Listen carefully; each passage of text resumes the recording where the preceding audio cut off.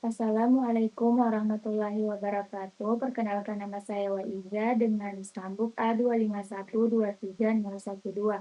Nah, pada video kali ini saya akan menjelaskan tugas ulangan tengah semester mata kuliah Ikatan Kimia. Nah, langsung saja di sini pada soal nomor 1, di mana pada soal ini dijelaskan bahwa terdapat ion oksigen 17, yaitu oksigen yang sudah kehilangan 7 elektron, sehingga dia hanya memiliki 1 elektron dan bersifat seperti atom hidrogen. Nah, ion ini mengalami transisi elektron dari tingkat energi kedua ke tingkat energi pertama, yang disebut sebagai garis ion. Nah, pada bagian A ini kita diminta untuk menghitung panjang gelombang yang dihasilkan dari transisi tersebut. Nah, di mana terdapat data yang diketahui, yaitu tingkat energi awalnya, di mana tingkat energi awalnya itu adalah 2 dan tingkat energi akhirnya itu adalah 1. Nah, tetapan Raybergnya itu sebesar 1,0974 dikali 10 pangkat 7. Dan nomor atom oksigennya itu adalah 8. Nah, yang ditanyakan itu di sini panjang gelombang atau lambda. Nah, langsung saja pada penyelesaiannya, di mana kita di sini menggunakan rumus Rayberg yang di mana rumusnya itu 1 per panjang gelombang sama dengan tetapan Rayberg dikali nomor atom kuadrat dikali selisih 1 per tingkat energi pertama kuadrat dikurangi 1 per tingkat energi kedua kuadrat. Nah, di mana pada langkah pertama kita hitung bagian dalam kurungnya, di mana 1 itu dikurangi 1/4 sama dengan 3/4. Nah, kemudian kita hitung Z kuadratnya, yaitu 8 kuadrat sama dengan 64. Selanjutnya kita kalikan semuanya, di mana tetapan Raybergnya itu dikali 64 kali 3/4. Nah, hasilnya itu sekitar 5,2675 kali 10 pangkat 8. Karena ini 1 per lambda, maka kita balik. Lambdanya itu sama dengan 1 dibagi nilai tersebut. Hasil akhirnya sekitar 1,9 kali 10 pangkat minus 9 meter. Nah, jadi panjang gelombangnya itu adalah sekitar 1,9 nanometer. Nah, selanjutnya di sini pada pertanyaan bagian B, di mana pada bagian B ini dia masih berkaitan dengan spektrum garis ringan. Nah, namun kali ini kita diminta untuk menghitung panjang gelombang namun kali ini kita tidak diminta untuk menghitung panjang gelombang. Nah, melainkan diberikan panjang gelombang sebesar 1,2 nanometer. Nah, dari nilai tersebut, kita diminta untuk menentukan unsur lain yang memiliki sifat seperti atom hidrogen, yaitu hanya memiliki 1 elektron.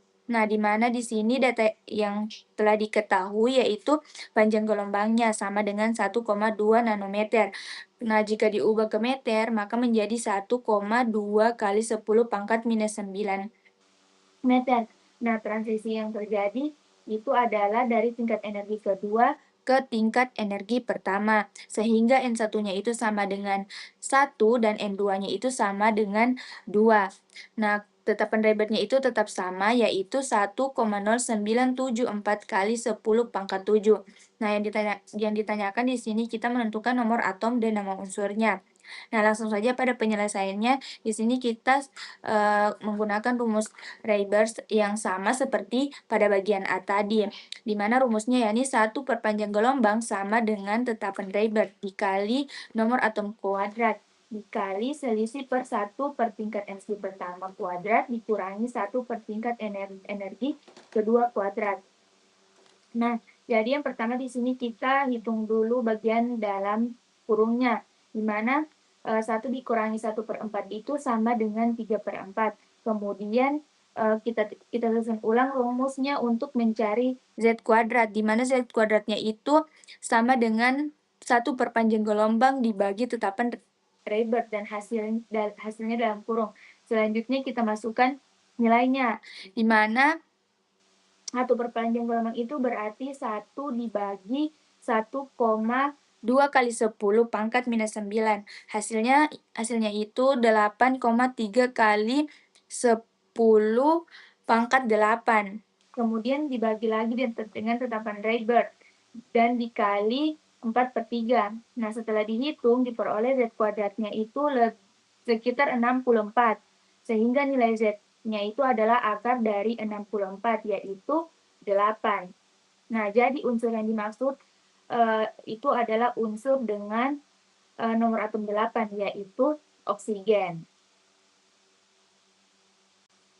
Nah, selanjutnya pada soal nomor 2, di mana pada soal nomor 2 ini kita diminta untuk meramalkan bentuk geometri molekul dari beberapa senyawa menggunakan teori FSTR, serta menentukan apakah molekul tersebut bersifat polar atau nonpolar. Nah, jadi teori PSETR itu merupakan dia menjelaskan pasangan elektron yang di sekitar atom pusat akan saling tolak-menolak sehingga akan menempati posisi sejauh mungkin agar tercapai keadaan yang paling stabil. Nah, pasangan elektron ini dia terdiri dari dua jenis, yaitu pasangan elektron ikatan dan pasangan elektron bebas. Nah, pasangan elektron bebas itu dia memiliki gaya tolak yang lebih besar dibandingkan pasangan elektron ikatan, sehingga sangat mempengaruhi bentuk akhir molekulnya.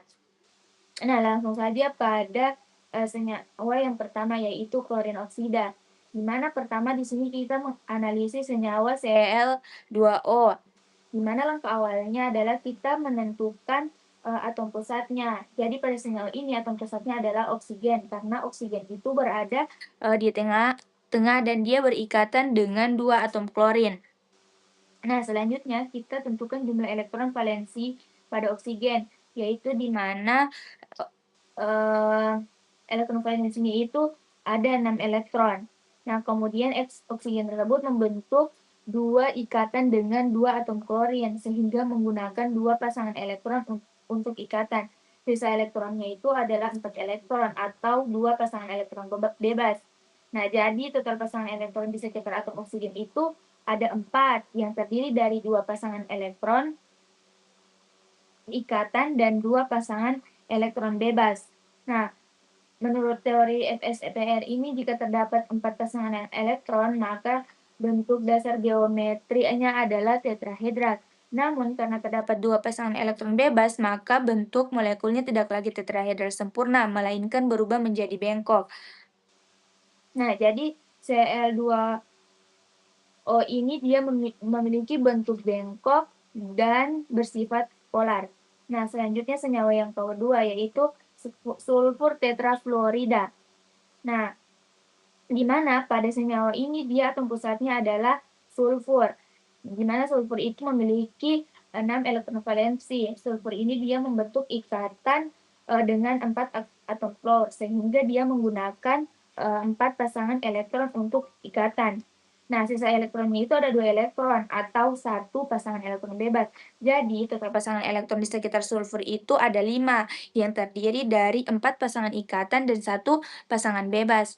Nah, jadi menurut teori FSEPR itu, jika terdapat 5 pasangan elektron, maka bentuk dasar geometrinya adalah trigonal bipiramida. Namun, karena terdapat satu pasangan elektron bebas, maka bentuk molekulnya berubah menjadi sisau atau jungkat-jungkit. Nah, jadi SF4 ini dia memiliki bentuk sisau dan bersifat polar. Nah, selanjutnya senyawa yang ketiga, yaitu ion fosfat, di mana ion fosfat ini ion pusatnya adalah fosfor, di mana fosfor itu dia memiliki 5 elektron valensi. Nah, karena ionnya ini bermuatan negatif 3, maka terdapat tambahan 3 elektron, sehingga total elektron valensinya itu menjadi 8. Nah, fosfor itu dia membentuk 4 ikatan dengan 4 atom oksigen. Nah, jadi semua elektronnya itu digunakan untuk membentuk pasangan ikatan, sehingga tidak ada pasangan elektron bebas pada atom pusat. Jadi totalnya terdapat 4 pasangan elektron ikatan. Nah, jadi PO43- ini dia memiliki bentuk tetrahedral dan bersifat nonpolar. Nah, selanjutnya pada soal nomor 3. Nah, jadi pada soal nomor 3 ini kita diminta untuk meramalkan bentuk geometri molekul berdasarkan teori hibridisasi. Nah, jadi perlu kita ketahui hibridisasi itu merupakan proses pencampuran orbital-orbital atom seperti orbital s dan p sehingga menghasilkan orbital baru yang setara dan digunakan untuk membentuk ikatan. Nah, dengan mengetahui jenis hibridisasi, kita bisa menentukan bentuk molekul secara lebih mudah. Nah, langsung saja pada senyawa yang pertama, yaitu F4, di mana pertama kita di sini tentukan atom pusatnya. Kemudian kita hitung jumlah domain elektron di sekitar atom pusat. Nah, di sini di senyawa ini terdapat 2 domain elektronnya, sehingga karena jumlah domainnya ada 2, maka hibridisasinya itu adalah sp. Nah, jadi hibridisasi sp-nya itu menghasilkan bentuk linear, yaitu semua atom berada dalam satu garis lurus. Nah, jadi hibridisasi sp, jadi pada senyawa yang pertama ini dia hibridisasinya sp dengan bentuk linear. Nah, kemudian pada senyawa yang kedua yaitu SF4. Nah, di mana pada senyawa ini dia terdapat 3 domain elektronnya. Nah, karena jumlah domainnya itu ada 3, maka hibridisasinya adalah sp2. Nah, dan bentuk molekul yang dihasilkan adalah trigonal planar, yaitu berbentuk segitiga datar. Nah, jadi senyawa SF4 ini dia hibridisasinya sp2 dengan bentuk trigonal planar. Nah, selanjutnya pada senyawa yang ketiga yaitu PCl3. Nah, di mana pada senyawa ini dia terdapat 4 domain elektron. Karena jumlah domainnya itu 4, maka hibridisasinya itu adalah sp3. Nah, jika bentuk molekulnya adalah tetrahedral, yaitu berbentuk seperti piramida segitiga. Nah, jadi senyawa PCl3 ini dia hibridisasinya sp3 dengan bentuk tetrahedral. Nah, selanjutnya pada soal nomor 4. Nah, di mana pada soal nomor 4 ini kita diminta untuk menggambarkan diagram tingkat energi atau dengan diagram orbital molekul dari beberapa spesies, yaitu O2 negatif dan O2 positif dan N2. Nah, selain itu kita juga diminta untuk menentukan orde ikatan dari masing-masing spesies tersebut. Nah, jadi orde ikatan itu menunjukkan kekuatan ikatan dalam suatu molekul. Semakin besar orde ikatan, maka ikatan tersebut semakin kuat dan stabil. Nah, dalam teori orbital molekul, elektron itu tidak hanya berada pada satu atom, tetapi dia berada dalam orbital molekul yang merupakan gabungan dari orbital atom. Nah, orbital molekul itu dia terbagi menjadi 2 jenis, yaitu orbital ikatan yang merupakan dapat memperkuat ikatan, yang kedua itu orbital anti ikatan, yaitu orbital yang dapat melemahkan ikatan. Nah, adapun rumus orde ikatan itu yaitu setengah dikali jumlah elektron pada orbital ikatan dikurangi jumlah elektron pada orbital anti ikatan. Nah, langsung saja di sini pada senyawa nitrogen. Nah, yang pertama itu kita analisis nitrogen. Di mana nitrogen ini dia memiliki 7 elektron, sehingga N2-nya itu memiliki 14 elektron. Sehingga elektron-elektron ini akan mengisi orbital molekul dari energi rendah ke tinggi. Nah, pada nitrogen, jumlah elektron pada orbital ikatannya itu lebih banyak dibandingkan orbital anti ikatan. Nah, setelah dihitung, maka diperoleh jumlah elektron ikatannya itu lebih banyak 3 pasang dibanding dengan anti ikatan, sehingga orde ikatannya itu adalah 3. Nah, jadi nitrogen itu dia memiliki orde ikatan 3, yang berarti ikatannya itu sangat kuat dan stabil. Nah, yang kedua itu yaitu senyawa oksigen positif, di mana oksigen ini dia memiliki 8 elektron, sehingga O2 itu memiliki 16 elektron.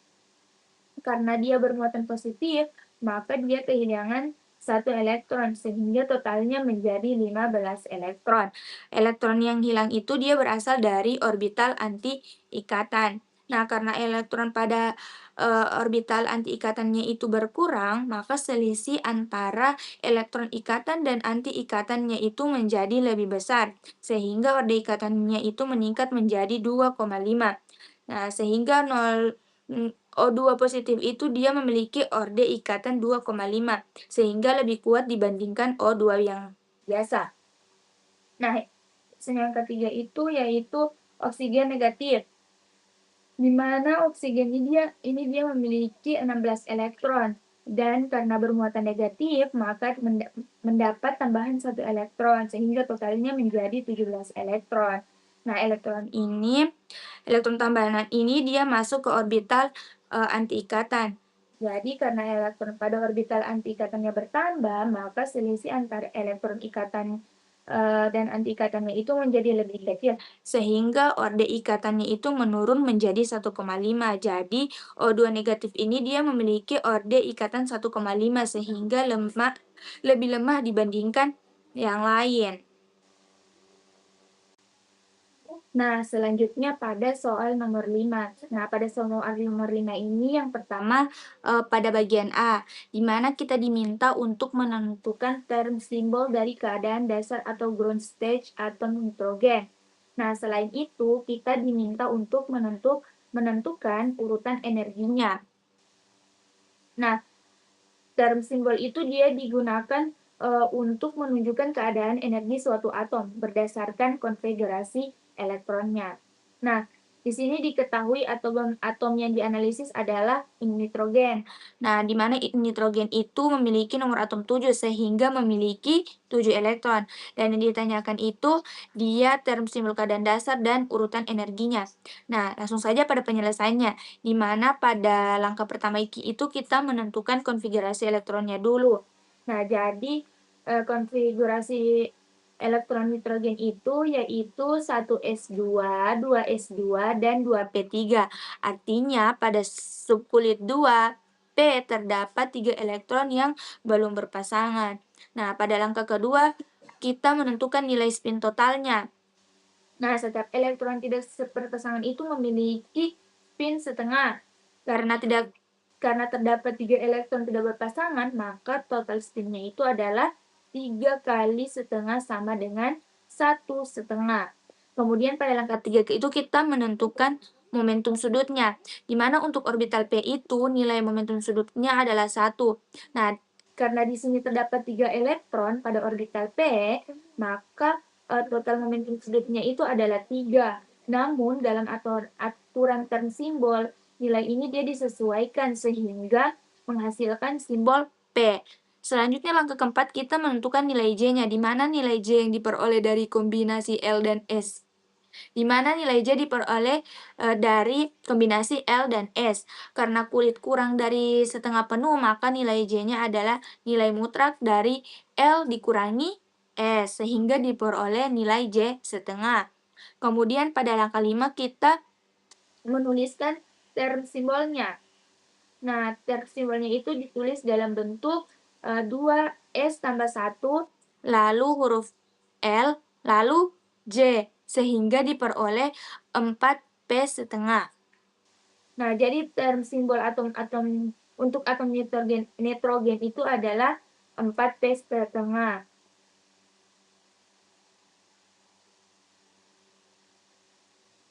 Nah, selanjutnya pada bagian B. Nah, pada bagian B ini kita diminta untuk menentukan term dari term simbol dari keadaan dasar atom oksigen serta menentukan urutan energinya. Nah, seperti sebelumnya, term simbol itu digunakan untuk menunjukkan keadaan energi atom berdasarkan konfigurasi elektronnya.